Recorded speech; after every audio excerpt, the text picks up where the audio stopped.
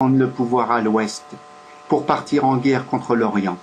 Et quelle est la nation occidentale la plus à l'ouest, si ce n'est les États-Unis, dirigée aujourd'hui par un socialiste libéral, proche des chiites, communistes, athées, et de l'Algérie laïque socialiste de la secte soufie si proche de Bachar al-Assad, le boucher de Damas que j'appelle franc-maçon laïque et chiite, complotant pour instaurer leur nouvel ordre laïque mondial, celui des athées, des sans foi ni loi, et ayant mis en place le gouvernement mondial de la dictature hostile à la charia islamique. La suite des événements, je vous les laisse contempler actuellement en cours en Irak, où cet imposteur, ce faux Mehdi, dont son nom Obama en persan signifie « il est avec nous », avec les chiites, avec les athées, avec les libéraux, si proches du désordre et du chaos sur la terre, hostile à l'application de la charia islamique en terre d'islam, va faire alliance avec les chiites d'Iran et d'Irak du gouvernement de Nouri al-Maliki pour partir en guerre contre les moudjahidines sunnites d'Irak et de Syrie, c'est-à-dire les drapeaux noirs du Khorasan, une armée imbattable, et plus encore, Nostradamus, connu comme étant Michel de Notre-Dame, au XVIe siècle, nous parle d'un grand homme, d'un grand pape noir, qui serait l'annonciateur de l'Apocalypse. Et que signifie pape? Cela signifie vicaire. Et que signifie vicaire? Cela signifie calife. Cela signifie Mahdi. Alors que Barack Obama n'est qu'un imposteur, aux cheveux crépus et épais, c'est-à-dire dans la signification afro-américaine. Disons donc l'annonciateur de l'Apocalypse, pour faire plus clair, l'annonciateur de la fin des temps, pour faire plus simple.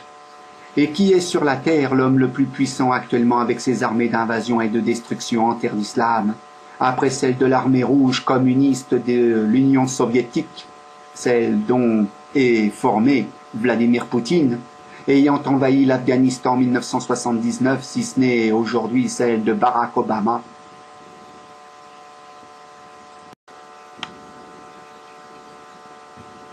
Voici un article paru sur le site du Monde, avec son journal Le Monde bien entendu, qui est lu par l'œil du faux Mehdi, du faux Mahdi à Washington. Je veux parler de la NSA et de la CIA, qui s'intitule « La nouvelle conseillère de Hollande s'opposait à la régulation des banques ».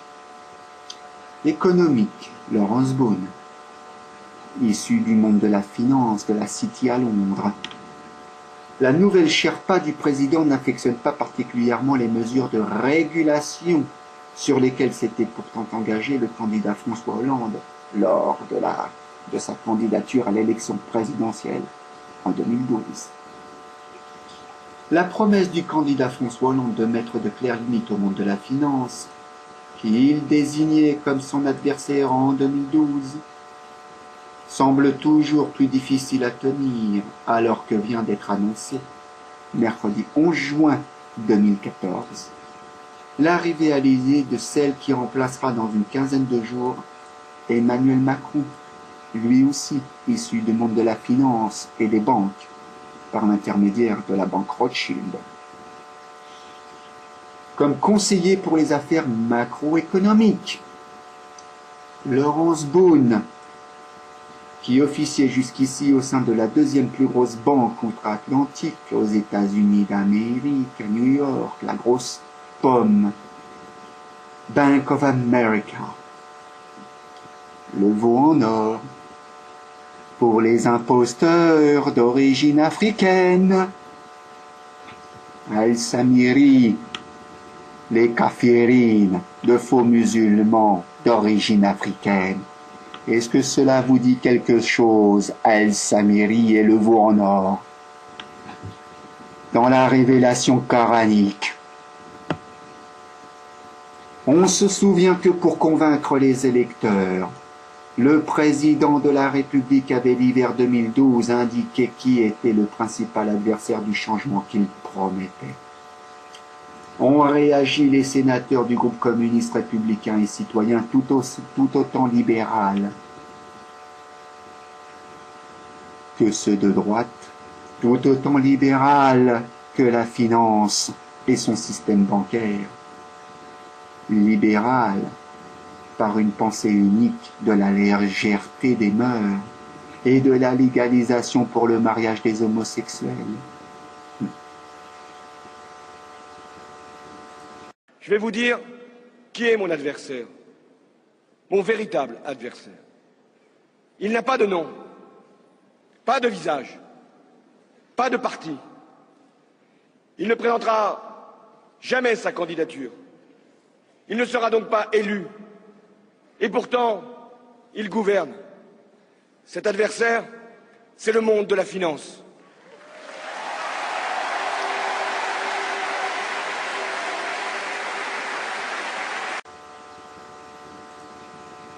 Ces promesses paraissent bien lointaines alors même que l'Élysée confirme avoir embauché comme conseillère particulière du président une économiste forgée du plus beau métal libéral, tout comme Manuel Valls, avec sa triple nationalité, française par naturalisation, espagnole par naissance et suisse par mariage avec son épouse. Dans un rapprochement très étroit avec la garde suisse du Vatican et la croix en métal argenté portée par cet imposteur. Un loup déguisé en agneau qu'est François Ier. Au fil d'une carrière allant de Merrill Lynch, Lawrence Boone, passé par l'une des premières banques d'affaires américaines, un peu comme Jean-François Copé, avocat d'affaires,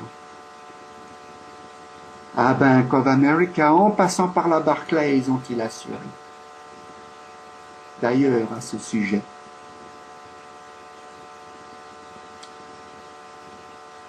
en 2005, pour faire plus clair, pour le monde des affaires, le 10 mars 2005, avant d'être nommé au CEA, Council of Economic Advisors, Ben Bernanke, pour être ensuite nommé à la tête de la Réserve fédérale américaine, par George Bush fils, puis par Barack Obama, le faux Mehdi aux cheveux crépus et épais afro-américain. Ben Bernanke a donné une conférence à Saint-Louis, à The Homer Jones Lecture, le 14 avril 2005, intitulée The Global Saving Rate and the US Current Account Deficit,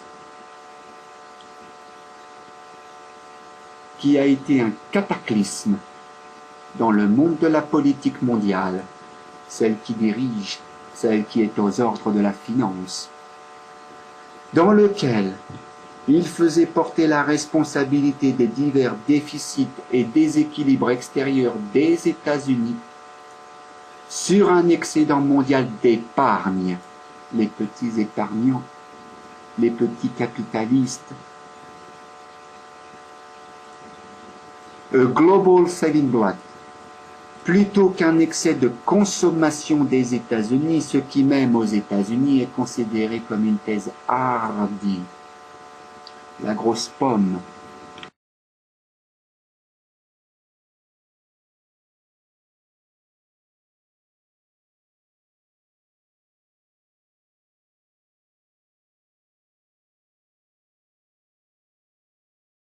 Celle qui vous pousse à consommer après avoir volé vos petites économies d'épargnants. Mieux vous réduire en esclavage pour le bien-être temporel d'une certaine ethnie de l'humanité qui va être terrifiée au jour de la résurrection. Son discours n'a pas manqué de provoquer quelques inquiétudes ou interrogations dans le reste du monde et surtout dans le monde de la politique.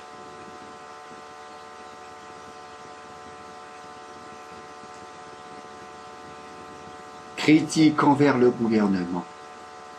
Ah, par ailleurs, j'oubliais, le monde des affaires, le monde des complots si proche de cette secte évangélique protestante qui n'a rien d'angélique dans son hostilité contre le messie sunnite musulman, proche, très proche des moudjahidines et des djihadistes, qui ne sont pas dans l'ignorance et qui ont compris ce complot après avoir été mis en lumière par le dernier messager de Dieu, le dernier prophète de l'humanité, Mohammed sallallahu alayhi wa sallam.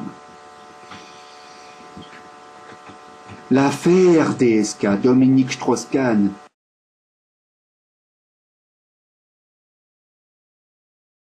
fut mise en place par cette secte évangélique protestante afro-américaine si proche de Barack Obama, le faux Mehdi, le faux Mahdi, le faux calife de l'islam, l'imposteur, le menteur, manipulateur.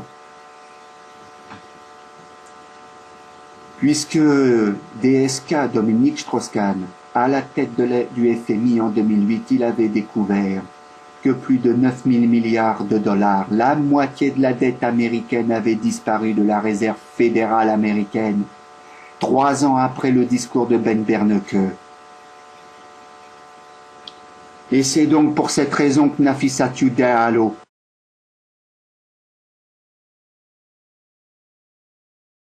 fausse musulmane, comme sa secte soufie réunie en franc-maçonnerie avec les chiites, athée, communiste, on croit en ce qu'on le voit, on croit en ce qu'on touche, le matériel, le veau en or du Samiri.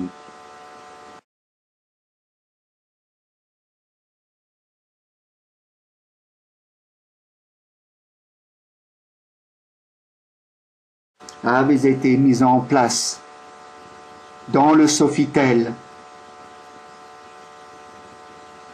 pour faire plonger DSK et mettre en place une amie du libéralisme économique et financier qui s'appelle Christine Lagarde, un peu comme une tour, un peu comme Lagarde, celle de la finance protestante, qui réduit une partie de l'humanité en esclavage pour en indemniser une autre, qui a suivi son Samiri, qui a suivi son faux messie né aux cheveux crépus, avec les cheveux crépus et épais d'origine afro-américaine, mise en place par un certain faux Mehdi, lui aussi afro-américain, à la tête de la plus puissante armée sur terre en croisade contre l'armée d'Orient, c'est-à-dire contre les drapeaux noirs du Khorasan.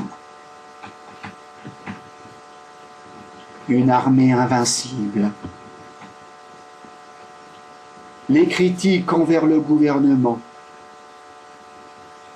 Dans le journal résolument libéral, absolument libéral, l'opinion, par sa pensée unique, Laurence Boone avait déjà marqué son opposition franche à la politique du chef d'État socialiste. Bien sûr, surtout que lorsque, pendant la campagne présidentielle, M. Hollande déclare son hostilité à la finance pour ensuite pactiser avec en se déplaçant à la City de Londres dans le plus grand secret, pour la rassurer. Il y a quelques années, si je me souviens bien, il y avait une loi en France qui plaçait sur le peloton d'exécution, devant le peloton d'exécution, les dirigeants français qui trahissaient le peuple après avoir été condamnés pour haute trahison envers le peuple.